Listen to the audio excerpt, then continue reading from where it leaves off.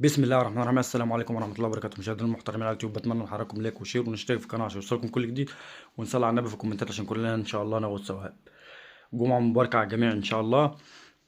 النادي الاهلي فاز على نادي سيراميكا، وان شاء الله باذن الله السوبر اهلاوي باذن الله.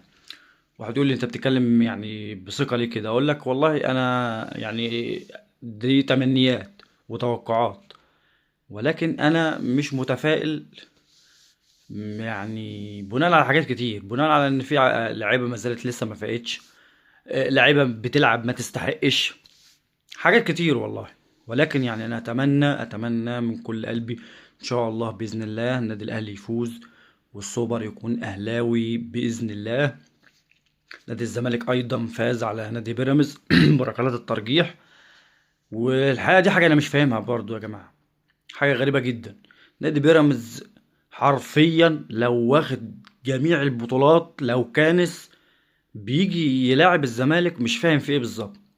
ده مش بيراميدز، ده مش بيراميدز، دي فرقة بتصارع على الهبوط.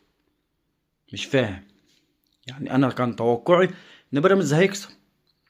بيراميدز اكتر فرقة واقفة على رجلها في الدوري، لا خلاف على كده. ولكن بيجي يلعب الزمالك يا جماعة، مش فاهم في ايه بالظبط.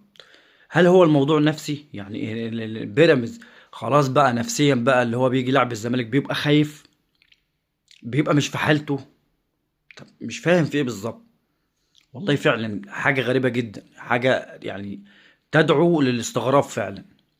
فاللي هو انت يعني نادي الزمالك مش واقف على رجله، فانت كل مباراة بتيجي تلعب الزمالك مش حرفيا مش بتبقى شايف.